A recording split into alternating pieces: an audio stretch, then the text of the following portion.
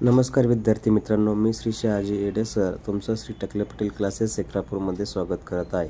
आज आपण इयत्ता 7वी मंथन परीक्षा आणि इयत्ता 8वी स्कॉलरशिप परीक्षा यांच्यासाठी विषय गणित घटक क्रमांक 1 संख्या ज्ञान हा घटक अभ्यासणार आहोत। याच्यातील उपघटक नैसर्गिक संख्या, पूर्ण संख्या, पूर्णांक संख्या, परिमेय संख्या, वास्तव संख्या हा घटक या ठिकाणी अभ्यासणार आहोत।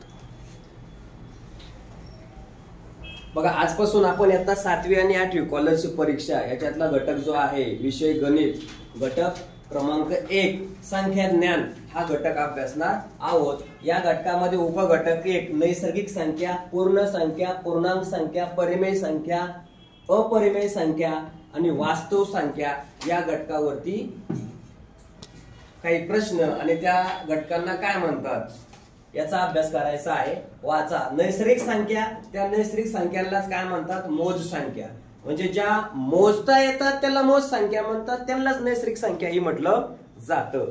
मोजता येणाऱ्या संख्येला मोज संख्या म्हणतात, त्यांनाच नैसर्गिक संख्या म्हणतात। आणि या नैसर्गिक संख्या 1 2 3 4 डॅश डॅश असंख्य त्याला अनंत असं म्हणतात। नैसर्गिक संख्या सांगता येत नाही। कोणती? शेवटची। बघा, 1 ही सर्वात लहान नैसर्गिक संख्या आहे, सर्वात मोठी नैसर्गिक संख्या सांगता येत नाही म्हणजे अनंत। काय आहे? अनंत। पूर्ण संख्या, पूर्ण संख्या W या अक्षराने दाखवली जाते, त्याला होल नंबर असं बोललं जातं। मग पूर्ण संख्येमध्ये 0 1 2 3 4 डॅश डॅश अनंत, इन्फिनिटी म्हणजे अनंत संख्या। म्हणजेच पूर्ण संख्यांची सुरुवात 0 ने होते, नैसर्गिक संख्यांची सुरुवात 1 या संख्येनं होत असते। 0 ही सर्वात लहान, बघा 0 ही सर्वात लहान पूर्ण संख्या आहे। काय आहे? पूर्ण संख्या आहे। पूर्णांक संख्या, आता बघा पूर्ण संख्या झाली, 0 ही सर्वात लहान पूर्ण संख्या आहे, सर्वात मोठी पूर्ण संख्या सांगता येत नाही, याचाच अर्थ काय असते? इन्फिनिटी। म्हणजे त्याला काय म्हणतो आपण? अनंत। काय म्हणतो? अनंत। तिसरा पूर्णांक संख्या, त्याला इंटिजर नंबर म्हणतात। काय म्हणतात? Integer numbers. आणि ते दाखवतात I या अक्षरानं। आणि पूर्णांक संख्येची सुरुवात कुठून होते? अनंत, infinity dash dash -4 -3 -2 -1 0 1 2 3 dash dash अनंत। म्हणजेच पूर्णांक संख्येमध्ये ऋण संख्या, शून्य संख्या आणि धन संख्या या गृहीत धरल्या जातात। सर्वात लहान व सर्वात मोठी पूर्णांक संख्या सांगता येत नाही। सांगता येते का? सर्वात लहान आणि सर्वात मोठी पूर्णांक संख्या सांगता येत नाही, अनंत आहेत म्हणजे इन्फिनिटी आहेत। आणि पुढचा पॉइंट, -1 ही सर्वात मोठी पण ऋण पूर्ण, काय? -1 ही सर्वात मोठी ऋण पूर्णांक संख्या आहे। तुम्ही या पूर्णांक संख्येची संख्या रेषा काढता येते आपल्याला, आणि या संख्या रेषेवरती मायनस आणि शून्य आणि प्लस त्याला धन संख्या, शून्य संख्या आणि ऋण संख्या असं म्हटलं जातं। त्या संख्या संख्या रेषेवरती आपल्याला काय करता येतात? लिहिता येतात।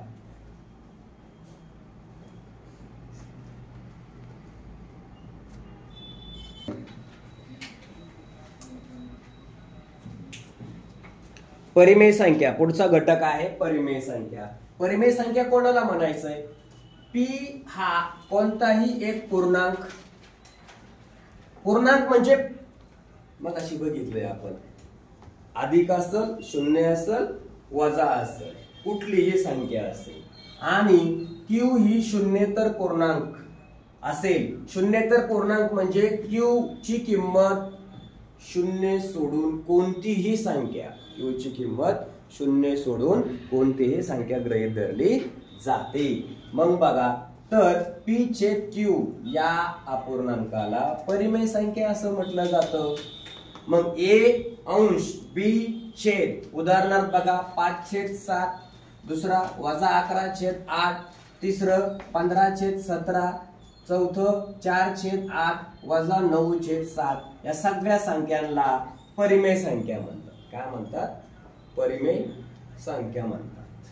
आता या परिमेय संख्येचं दशांश रूप बघा, परिमेय संख्येचे दशांश रूप कसं दिलं जातं.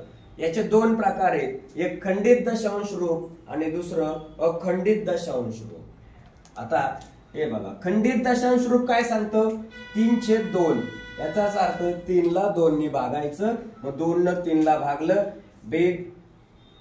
एक 2 एक गेला भाग, बाकी राहिला 1. आता 1 ला भाग जात नाहीये, याचं कारण 1 लहान आहे 2 पेक्षा, म्हणून या 2 नी काय करायचं, दशांश चिन्ह इकडून घ्यायचं, वरती घेऊन गेले, माग 0 घेतला म्हणजे 10 संख्या झाली. 2च्या पाड्यात 10 आहेत, 2 गुणिले 5 10 झाले, बाकी किती आली 0. आता याच्यातलाच दुसरा जो घटक आहे तो घटक म्हणजे अखंड.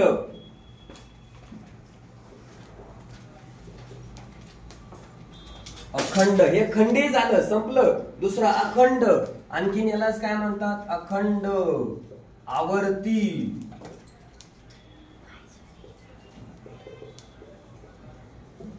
दशांश रूप, अखंड आवर्ती दशांश रूप असं बोललं जातं. म्हणजेच काय रे, त्या संख्येची रिपिटेशन होते, पुन्हा पुन्हा ती संख्या काय होते, येते. उदाहरणार्थ आपण काय करू पाहू.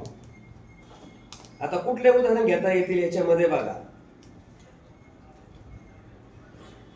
20/3 तुम्हाला आडवा भागाकार करता येतो बघा. तरी पण मी तुम्हाला काय करतो, इकडे एकदा असा करून दाखवतो. 20/3, 3च्या पाड्यामध्ये 20 नाही येत, मग 3 सक 18, बाकी किती आले 2. आता 3 मोठे 2 छोटे, मग परत काय करायचं, दशांश चिन्ह असतं, प्रत्येक संख्येच्या मागे दशांश चिन्ह असतं, पण दिसत नसतं, म्हणून तुम्ही आम्ही फसत असतो. कळलं. मग इथं दशांश चिन्ह आहे, त्या दशांश चिन्हाला कुठं न्यायचं, वरती. आपल्या सगळ्यांना माहितीये आपण कुत्रा पाळलेला असतो, पण तो कुठेतरी कोपऱ्यात बसलेला असतो, पाहुणे आल्यावर तो लगेच येतो, ठीक आहे ना. तसं दशांश चिन्ह असतं पण दिसत नसतं. आता हे दशांश चिन्ह वरती नेऊन बांधलं, आणि दशांश चिन्हाच्या पाठीमागे किती 0 दिले तरी काय फरक पडत नाही. मग वरून 0 घेतला, किती झाले 20. परत 3 सक 18, बाकी राहिले 2. परत 0 घेतला, 3 सक 18, बाकी किती राहिली 2. असं कुठपर्यंतही तुम्ही भागत गेलात तर बाकी किती राहणार आहे, 2च राहणार आहे. बाकी संपणार नाही, भागाकार पण संपणार नाही. मग अशा संख्येला काय म्हटलं जातं, अखंड आवर्ती दशांश रूप म्हटलं जातं. याचाच अर्थ 6.6. आणि मग या डोक्याच्या वरती, कोणाच्या 6च्या डोक्यावरती काय करायची, रेष द्यायची. त्यालाच आपण काय म्हणतो, दशांश चिन्ह. त्या 6ची काय झालेली आहे, आवर्ती. आणि वाचन 6 दशांश चिन्ह 66 किंवा 6 असं वाचन केलं जातं. आणखी उदाहरण घेता येतील बघा. हे पहिलं झालं. दुसरं उदाहरण घेता येईल. आता याच्या आधारे आपल्याला बघा 0.37 याचा अर्थ दशांश चिन्ह नंतर 37चं काय झालं रे, रिपिटेशन झालं. आणि हेच लिहिताना कसं लिहू शकतो आपण, 0.37 आणि त्याच्या डोक्यावरती रेष. याचा अर्थ कोणाचं रिपिटेशन झालं, म्हणजे कोणाची आवर्ती झाली, 37ची आवर्ती झाली. कळलं. आता मी हे असं लिहिलं तरी बरोबर, हे असं लिहिलं तरी सुद्धा बरोबर. म्हणजे याच्या पुढे मी डॅट डॉट करू शकतो, इथं हे डॉट डॉट करू शकतो, डॅश डॅश. याचा अर्थ त्या संख्येची पुनरावृत्ती झालेली आहे, म्हणजेच आवर्ती झालेली आहे. जेवढ्या संख्याची आवर्ती होते पुन्हा पुन्हा, तेवढ्यांवरती काय करायची, रेष द्यायची. 0.433 याचा अर्थ काय झाला, आता कोणाचं रिपिटेशन झालं बघा. हेच कसं लिहू शकतो आपण, 0.433 यांच्या डोक्यावर अशी आडवी रेष द्यायची.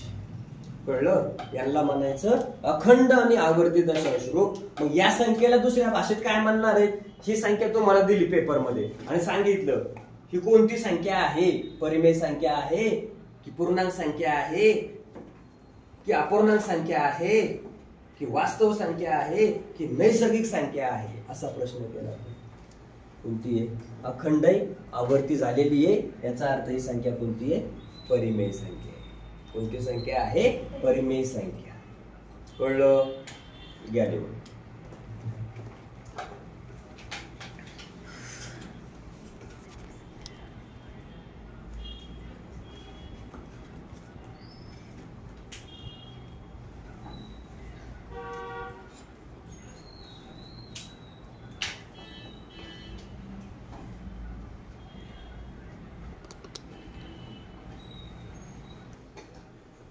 सहावा पॉइंट आहे अखंड आवर्ती दशांश रूप व परिमेय संख्या. बघा, अखंड आवर्ती दशांश रूपातील प्रत्येक संख्या ही परिमेय संख्या असते. म्हणजे तुम्हाला हे विधान विचारलं जाऊ शकतं पेपर मध्ये आणि सत्य कोणतं किंवा असत्य कोणतं असा प्रश्न दिला जाऊ शकतो. अपरिमेय संख्या ज्या संख्येचे दशांश रूप अखंड असते. काय असते? अखंड असते, परंतु आवर्ती नसते. हे वाक्य महत्वाचं आहे. अखंड आहे परंतु आवर्ती नाहीये, त्या संख्येला अपरिमेय संख्या म्हणतात. बघा, वर्गमुळात 2 ही अपरिमेय संख्या आहे आणि वर्गमुळात 2 याला जरा डबल स्टार करा. हे पेपर मध्ये विचारलं जातं उदाहरण स्कॉलरशिपच्या पुस्तकात. वर्गमुळात 2 ची किंमत जर काढली तर किती येते? 1 दशांश चिन्ह 4 1 4 2 1 3 5 6 2 3. इथं कुठल्याही अंकाचं रिपिटेशन परत परत आलंय का? पुन्हा पुन्हा आले त्या संख्या? म्हणजे जसं की याच्यानंतर 3 नंतर परत 3 3 3 झालंय का? नाही, वेगवेगळ्या संख्या आल्या. आणि हे कसं आहे? अखंड आहे परंतु आवर्ती आहे का? नाहीये, आवर्ती नाहीये. म्हणजे 3 या संख्येचंच पुन्हा रिपिटेशन झालं नाही. दुसरं, पूर्ण वर्ग नसलेल्या संख्यांची वर्गमुळे अपरिमेय संख्या असतात. हे एक वाक्य डोक्यात ठेवायचं. उदाहरणार्थ वर्गमुळात 3 पूर्ण वर्ग संख्या आहे का? नाहीये. 4 चं वर्गमूळ निघतंय का? निघतं. किती? 2. म्हणजे ज्या संख्येचं वर्गमूळ निघतं त्या संख्या सोडून दे. पण ज्या संख्येचं वर्गमूळ निघत नाही अशा संख्यांना काय म्हणायचं? अपरिमेय संख्या असं बोललं जातं. वर्गमुळात 3 वर्गमुळात 83 यांचं उत्तर एवढं तुम्हाला या ठिकाणी मिळालंय. म्हणून या दोन्ही संख्यांना काय म्हणायचं? अपरिमेय संख्या. म्हणजेच ज्या संख्येचं दशांश रूप अखंड असतं परंतु आवर्ती नसते अशा संख्यांना अपरिमेय संख्या असं म्हटलं जातं.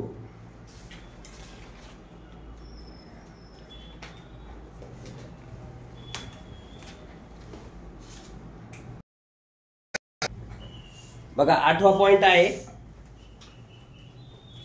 कोणता पॉइंट आहे? 8वा पॉइंट आहे. काय आहे तो सांगतोय. वास्तव संख्या. वास्तव संख्या कोणाला म्हणायचंय?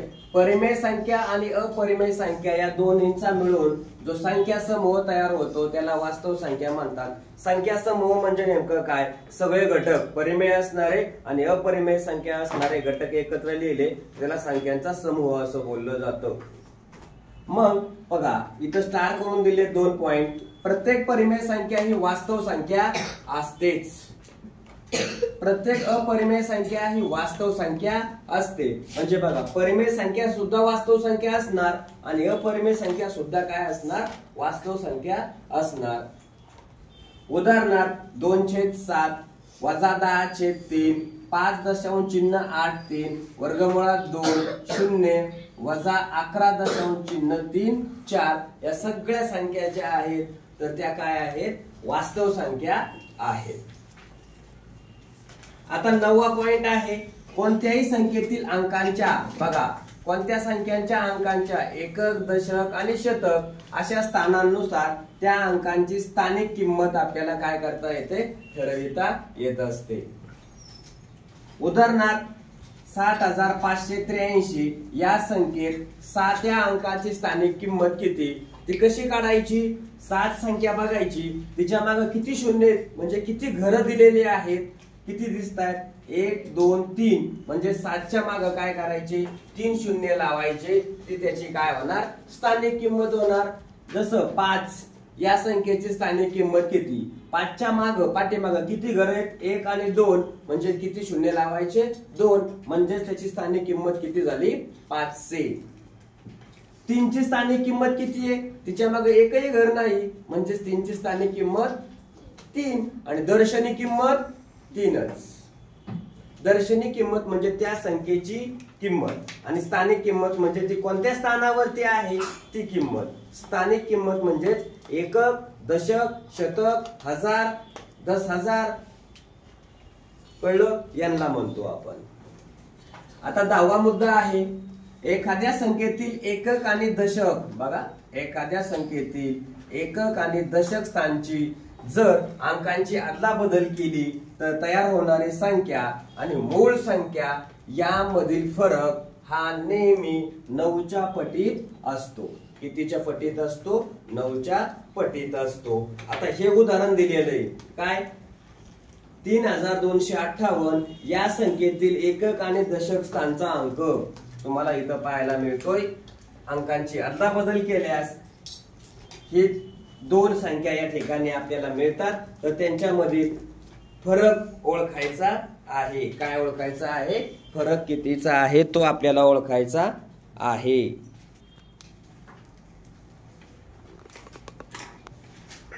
आता हा फरक कसा काढणार आहे इकडे लक्ष द्यायचं। काय म्हटलेलं आहे आपण, ही किंमत दिलेली आहे कोणती आहे 32,5,8 आणि दुसरी संख्या बदललेली 32,8,85 ही संख्या मिळाली आणि त्यांच्या अंकांची स्थानिक अंकांची आपण अदलाबदल केलेली कुठल्या? एकक आणि दशक। आता हा एकक आहे आणि हा दशक आहे, या दोघांच्या काय केली अंकांची आपण अदलाबदल केलेली आहे आणि त्यांनी काय म्हणलंय यामधील फरक 9च्या पटीत असतो। कशाच्या पटीत असतो? 9च्या पटीत असतो। म्हणजेच आपल्याला काय करावं लागणार, त्यांची वजाबाकी करावी लागेल। म्हणजेच काय बघा, या दोघांची म्हणजे 8 - 5 उत्तर किती आलं? 3। किती आलं?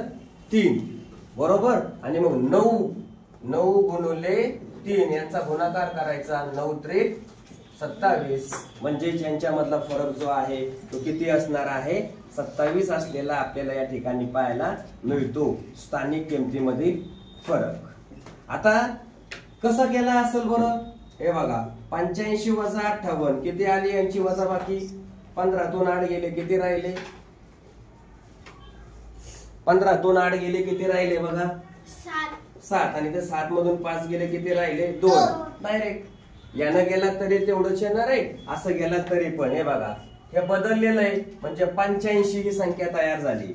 आधीची कोणती होती? मूळ संख्या 58 होती। या दोघांची वजाबाकी करायची डायरेक्ट, उत्तर किती आलं बघा? 7, 27, म्हणजे ज्यांच्या मधील स्थानिक किंमत आणि बदलल्यानंतर फरक कितीचा भेटतो? 27चा। मग तुम्हाला इथं एक सूत्र तयार करून देईल, 9 गुणिले फरक किती आलेला आहे? फरक आलेला आहे त्यांचा 3। 9ला डायरेक्ट 3 ने गुणायचं, ते तुमचं काय असणार? उत्तर। 11वा पॉइंट दिलेला आहे, काय म्हटलंय तो आपण पाहू।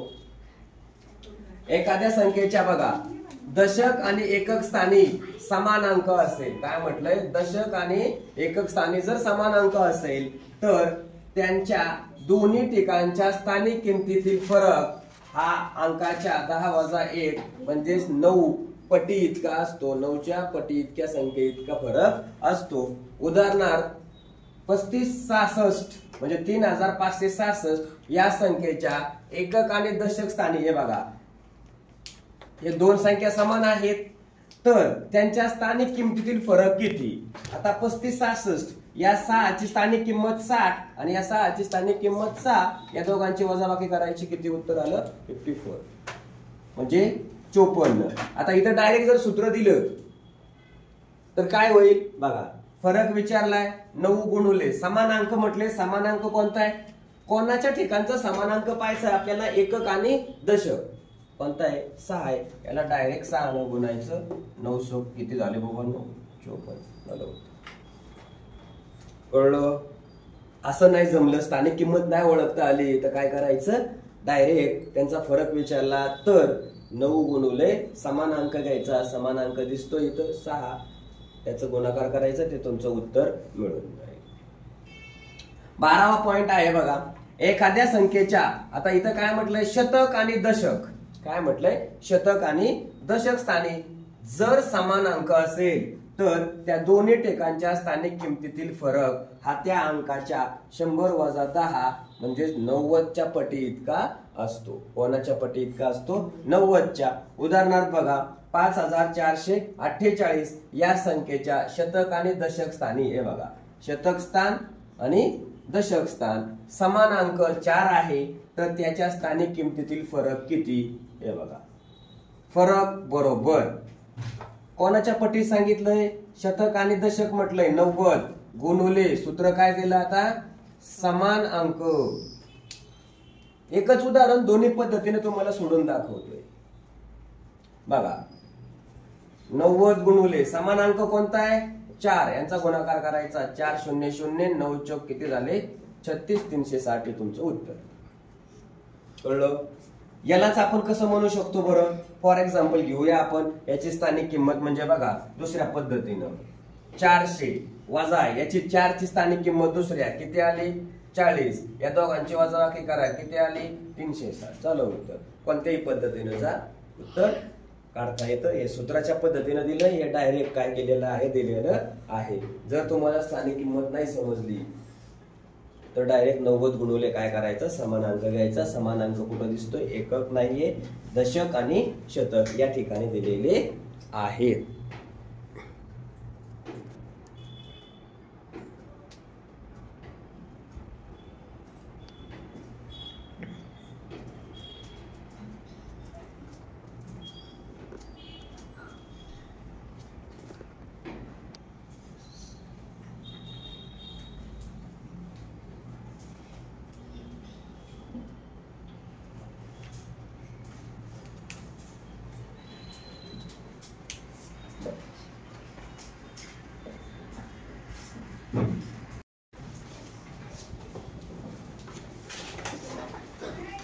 तेरावा घटक आहे आपला. काय दिलंय तो पाहूया. बघा, एखाद्या संख्येत शतक व एकक स्थानी, आता लक्षात घ्यायचंय, शतक स्थान आणि एकक स्थान या स्थानी जर समान अंक असेल तर त्याच्या दोन्ही ठिकाणच्या स्थानिक किमतीतील फरक हा त्या अंकाच्या 100 वजा 1 बरोबर 99 इतक्या पटी इतका असतो. मग उदाहरणार्थ बघा, 6373. इथं आपल्याला काय? हा शतक स्थान आहे आणि इथं एकक स्थान आहे. दोन्ही ठिकाणी समान अंक दिसतोय आपल्याला. जर हा समान अंक असेल तर बघा, शतक व एकक स्थानी समान अंक आहे 3, तर त्यांच्या स्थानिक किमतीतील फरक काढायचा आहे आपल्याला. काय काढायचा आहे? स्थानिक किमतीतील फरक. मग कसं काढणार स्थानिक किमतीतील फरक? हे बघा, डायरेक्ट स्थानिक किंमत म्हणजे कोणती? शतक. म्हणजेच कोणती घेणार आहे तुम्ही? 300. एकक स्थानचा अंक 3, यांची काय करायची? वजाबाकी करायची. किती आली वजाबाकी? बघा, यांची 300 मधून 3 गेले, किती राहिले? 63. 73 वाला गणित घेतलंय आपण. उत्तर किती आलं? 297. क्लिअर? जर आपल्याला स्थानिक किंमत माहिती असेल तर काढता आली, तर जर नाही आली तर मग काय ऑप्शन ते सांग. हे बघा, फरक सूत्र देतोय इथं. फरक बरोबर 99 गुणुले काय? समान अंक. मग 99 गुणुले समान अंक कोणता आहे? 3, यांचा गुणाकार करायचा. उत्तर मिळणार 297. किती भेटलं? 297 हे उत्तर तुम्हाला मिळून गेलं. ओके. एकच उदाहरण दोन्ही पद्धतीने कसं सोडवता येतं ते आपण पाहतोय. आता मुद्दा आहे 14वा. बघा, एखाद्या संख्येत सहस्त्र म्हणजे काय? 1000. सहस्त्र म्हणजे काय? 1000. दशक स्थानी तोच अंक असेल तर त्याच्या दोन्ही ठिकाणच्या स्थानिक किमतीतील फरक त्या अंकाच्या म्हणजेच 1000 वजा 10 बरोबर किती? 990 इतक्या पटी इतका असतो. उदाहरणार्थ बघा, काय दिलेलं उदाहरण आहे? 85359 म्हणजे 85359 मध्ये सहस्त्र व दशक स्थानी 5 हा अंक समान आहे, तर त्याच्या स्थानिक किमतीमधील फरक किती? मग आपल्याला स्थानिक किंमत पाहिजे. अगोदर 5, त्याच्यानंतर 3 शून्य, त्याच्यानंतर कोण?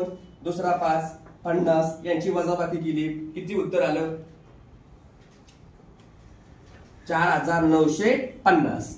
या पण पद्धतीने सोडवता येणार. दुसरी पद्धत सांगतो, इथं सूत्र देतोय.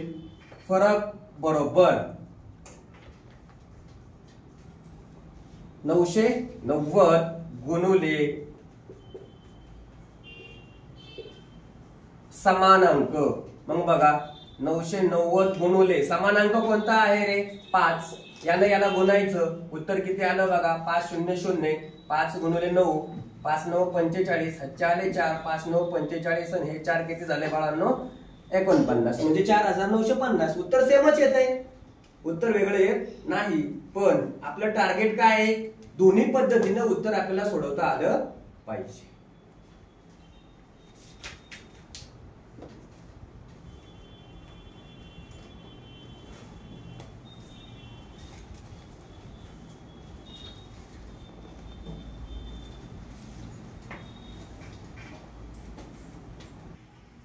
पंधरावा पॉइंट आहे बघा, कोणता पॉइंट आहे? 15वा पॉइंट आहे। काय तो समजून सांगतो, लक्षात घ्या। 0 ते 9 यामध्ये सर्वात मोठा अंक कोणता असतो मित्रांनो? 9 असतो। 5 अंकी मोठ्यात मोठी जर संख्या विचारली तर 99,999। 6 अंकी विचारली, 7 अंकी विचारली, 8 अंकी विचारली मोठ्यात मोठी, तर 9 काय करायचे? तेवढ्या वेळा लिहायचे।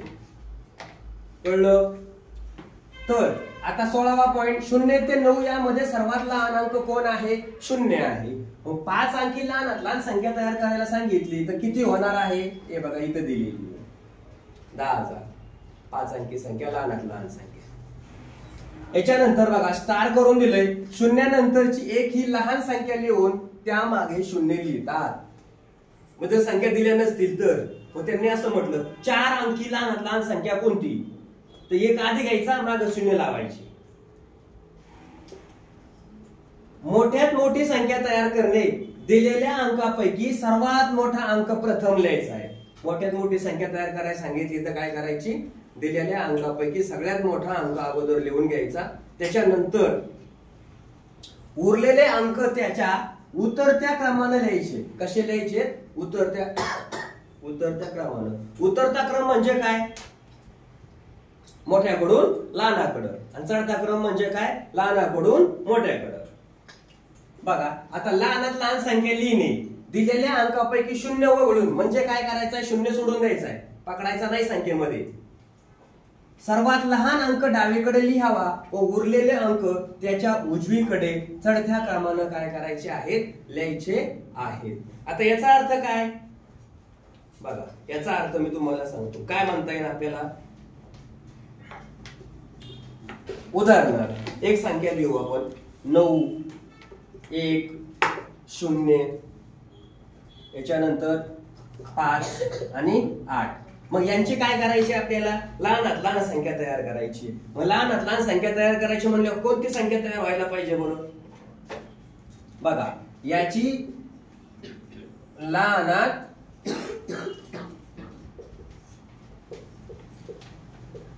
लहान संख्या, आधी लहान संख्या शोधायची। 0 लहान आहे बरोबर का नाही? पण त्याला आधी घेऊन जमणार आहे का? नाही।